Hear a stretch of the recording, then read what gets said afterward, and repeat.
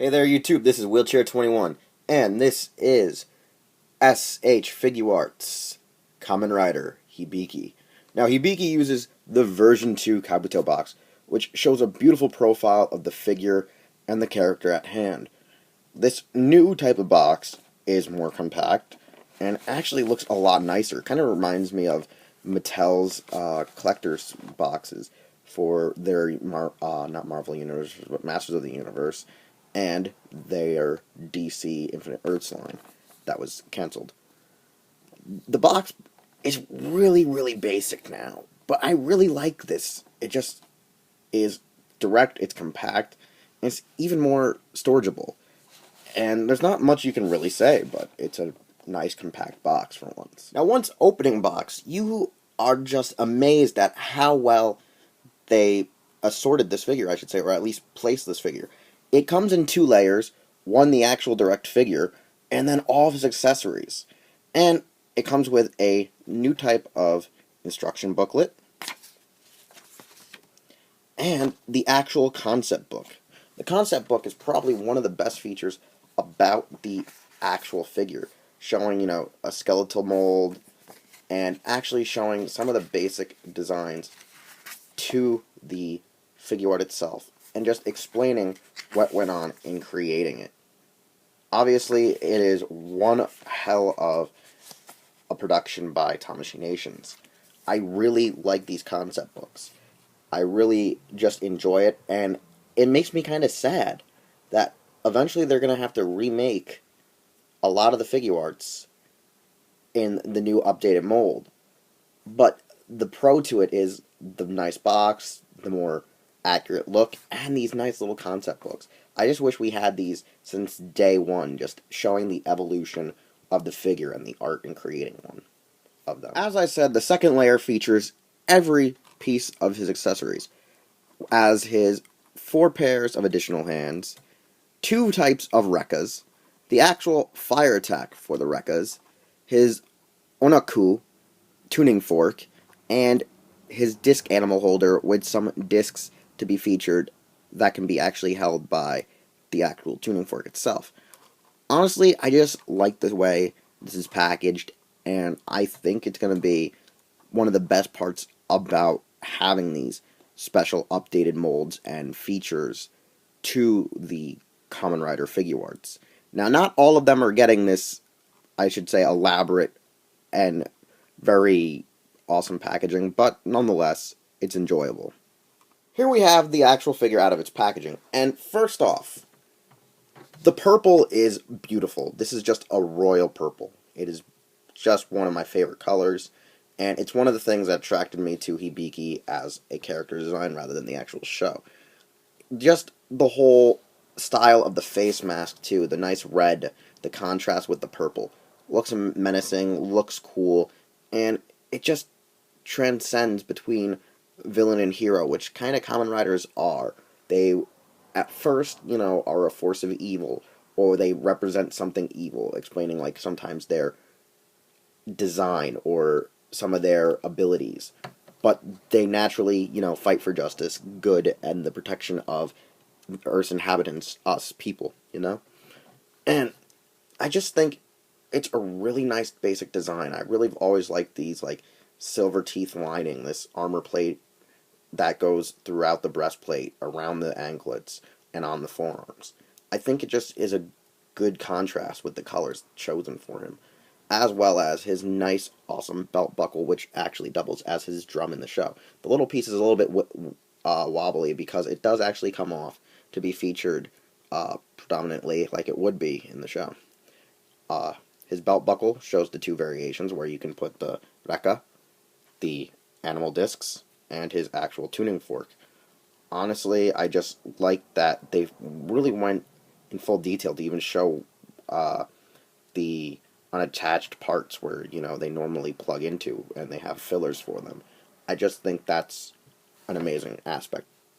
Now, in the show, Hibiki did, though, have a special kind of plating to this purple suit, where the camera would actually glimmer it as kind of like a rainbow, the rainbow glass effect, where it just shines and glimmers. different shades and colors, which I wish they could have been able to emulate in the character than doing straight up its basic purple. I don't know why. I like that about Hibiki, where it had like that weird glimmer in the actual contrast to the suit, where it showed just nice, like, I would say when you have like oil and water on the ground, when you're fixing a car or something like that. I just like that wash effect about the suit. It was just something that I honestly was appealed by it. It just made it really appealing to me. But nevertheless, it's a nice design, and the accessory count is minimal but amazing. And let's get down to actually gearing this figure all up as if it's going to war. And there you have Hibiki with all of his accessories attached finally. You have him holding his Raijo, which are amazing. I love the Raijo. They're awesome badass drumsticks. They have a nice clear plastic top in which like they had in the show. They can also be switched out for the flame effect when he's using several of his variations of his finishing attack. You have his discs hanging off to his left here. You have the tuning fork hanging off to his right. It's a very, very nice and simplistic base mode for a Kamen Rider, even though he's not intended to be one. Which, I mean, hey, when you're not intended to be a rider and you're just thrown on Toei's television saying, hey, you're a rider, maybe you're not that bad. Maybe they're just bad at thinking of how to implement true rider capabilities into you. Anyways, let's go into evaluation time. Like I said, it's evaluation time, and Figuarts Hibiki, right out of the box, is amazing. Like I said, the royal purple, the nice red, the silver, they just clash well. The character has an awesome design, has nice slew of accessories. The Rekka are probably the best feature about Hibiki because, he's a badass drummer. And the fact that it can shoot fire, the fact that it has wonderful flame effects is amazing. It's just kind of something out of an Ultra Act just to have these effect pieces to attach to the character, to give him the authenticity of one of his well-featured attacks, which is prominently used throughout the series. The box art is great, it's nice, it's compact, it's just beautiful, and the little booklet that comes with it is really superb. The price, yeah, it's a little outrageous for just how small the box is, and for how, in a sense, the accessory count doesn't fully meet the capabilities of the figure, but are accurate to what he was in the show, is just But I just like the detail. I really think it's the work that went into it that makes this figure worth it. Now, I'm not telling you to go out there and buy it immediately. You can actually wait for it to go on sale, possibly, if some stores have it currently in stock, or if you just want to try to get it off of Amazon right now. You can buy it possibly at CS Toys, AmiAmi, HobbyLink Japan, and there's other Japanese websites. But locally, here in North America, you can actually get it from Big Bad Toy Store and or Amazon, like I stated. Now, get them while supplies last if you really love this character, or if you love the show, or you want to just complete your main 10 Heisei Riders, and plus, with the Neo Heisei era starting at Kamen Rider Double. I look forward to more of these version 2 Figuarts. We started off with Kabuto, and the first Hibiki came in the version 2 line. There's rumors of a Kuga coming out soon, and I will buy that just because Kuga is awesome. And anyways, this figure is just actually worth the wait. I'm glad we got it later than we had a lot of the riders sooner, because Tamashii really delivered on this one. And I'm proud to say I love this Hibiki toy. It's just one of a kind, and I don't think that Tamashii could ever outdo this mold.